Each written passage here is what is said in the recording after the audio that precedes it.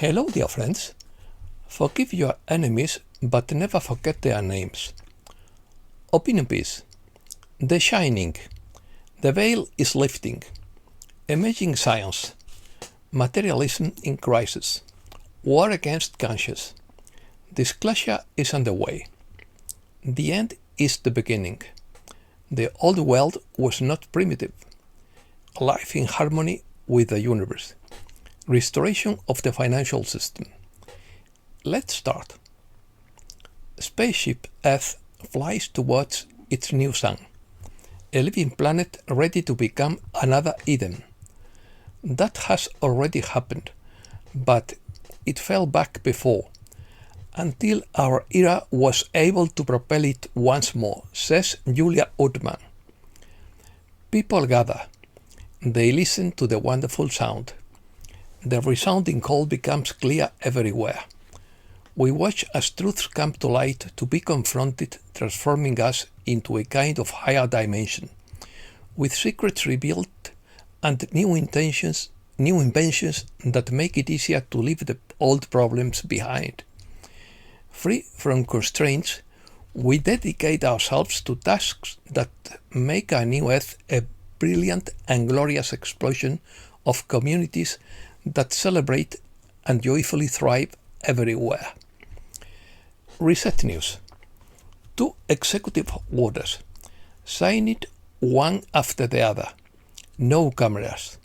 The first, restore the integrity of the financial system. The second one, integrate financial technology innovation into regulatory frameworks.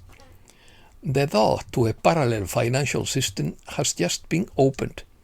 It wasn't announced. It wasn't debated. It wasn't voted on. Signed it while they slept. Last Tuesday, 5 survivors testified before the House Oversight Committee. What they said wasn't on record. It was worse. One named a sitting European head of state. Another named a tech billionaire who still runs a company you use every day. Another described a private island rotation system.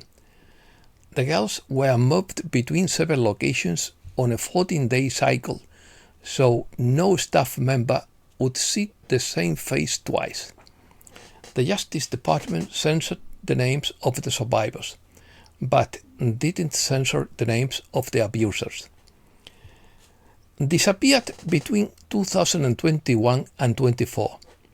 Handed over to strangers by their government. No background check. No follow-up call. No rescue attempt.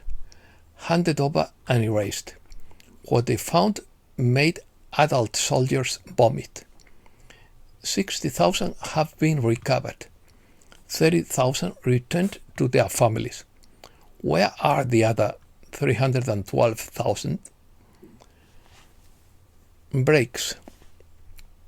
Major breakthroughs are slowly seeping into the collective consciousness. In labs around the world, technologies one thought impossible have proven to be real, and much of what is emerging is directly related to the gradual release of non-human technology.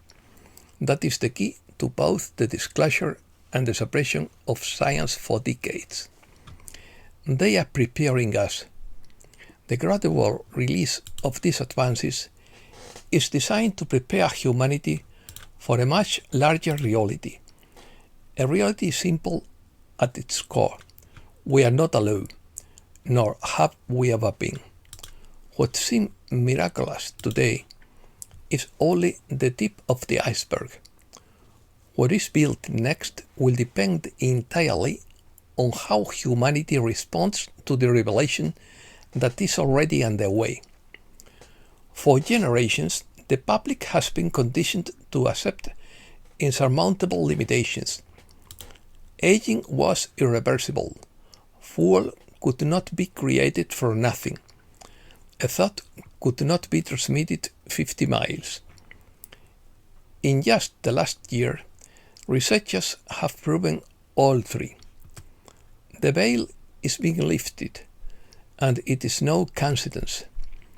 Scientists have found a way to make aged human skin cells behave like cells about 30 years younger, without losing their cellular identity. What we are witnessing now is a controlled and gradual release. It is being introduced into the public consciousness, little by little, at a pace adapted to the world's capacity to assimilate it. The Japanese company Ineos has demonstrated that it can extract carbon dioxide from the air, obtain hydrogen from water using renewable electricity, and synthesize liquid petroleum chemically indistinguishable from the fossil fuel that powers airplanes and cargo ships today. Producing fuel from air is no longer a theory. Crisis. Cliff High argues that the universe is participatory, that consciousness influences events, and that many people perceive signs, synchronicities, and internal changes as part of that process. He also insists that the Cartesian and materialist mindset is in crisis, and that we are entering a stage of paradigm collapse, which, according to him, will affect education, academia, and the way in which people understand reality.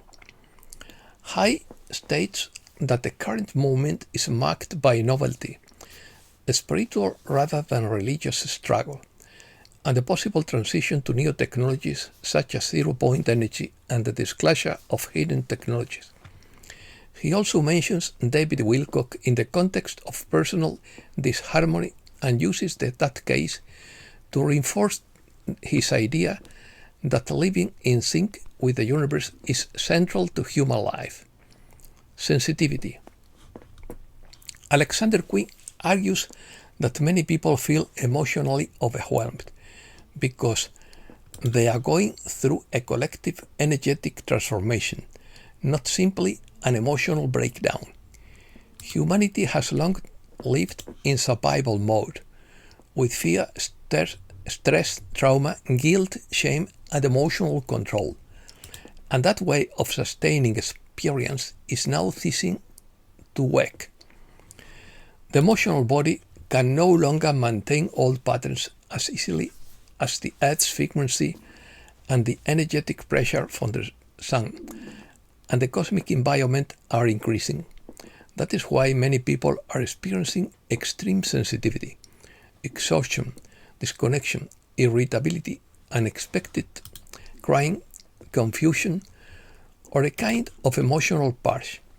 This process is also linked to the activation of emotional memory, intense dreams, painful memories, and identity shifts.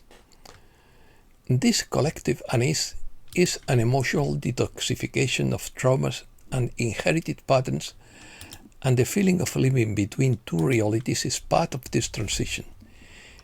It's not about punishment or failure, but rather a transformation of human consciousness, and people are encouraged not to fight the process or measure the present by the standards of their old selves. Beginning. The awakening process is accelerating for some. It has been a long road to get there, according to Laura Aboli. For those of us who have been awake for years, this was never a sudden and dramatic awakening, nor a decisive moment that changed everything. It was a gradual erosion of illusion, a slow dismantling of the narratives we were raised on, and a painful confrontation with truths we would have preferred to ignore. We didn't swallow the darkness whole, but rather absorbed it in stages, as each deception was revealed, forcing us to completely readjust our understanding of the world and reality. There was shock, disbelief, disgust, anger, frustration, and finally a sense of unease that arises when you realize you have been lied to about everything. Along with this introspection came the external consequences, labels, ridicule, and relationships that crumbled because confronting what we saw would have forced them to question their very foundations. We paid a social and emotional price for asking questions, but we stood firm because we understood that truth, however destabilizing, is the only path to freedom. The uncomfortable truths don't present themselves one by one. We face an avalanche of revelations simultaneously. What many of us processed for years is now reaching our consciousness in a matter of weeks. That process is destabilizing. Awakening is not a competition to see who saw it first. It is a collective mental and moral transition that requires strength, clarity, and a certain amount of compassion. If the goal is true freedom and not simply being right, we must recognize that not everyone had the same time frame. Some needed to see more evidence. Others needed to experience the consequences personally. And some are only now finding the courage to look. The storm is no longer something looming on the horizon. It is unfolding before our eyes. Millions are confronted with truths that once isolated a small minority, and they are doing so without the gradual preparation that many of us had. It took many of us years to integrate what we know today.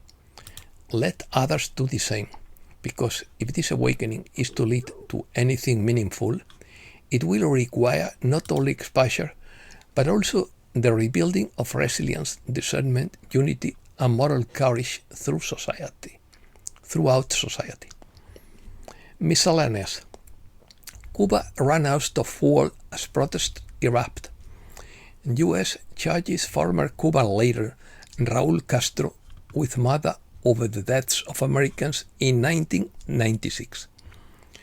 Defending human rights is not a matter of left or right, it's a matter of common sense. Time is running out before the plant collapse, according to Mike Adams. Manarino wants that the system collapses when credit is frozen. The Pentagon reduces the number of troops in Europe and delays the deployment to Poland. According to Julian Assange, Biden's lookalike A.G. Barron is cooperating with the Justice Department. Every single pardon and automatic warrant was signed by an actor. Now Barron has reached an agreement and has agreed to testify against everyone. And that's all for today. Thanks a lot, dear friends.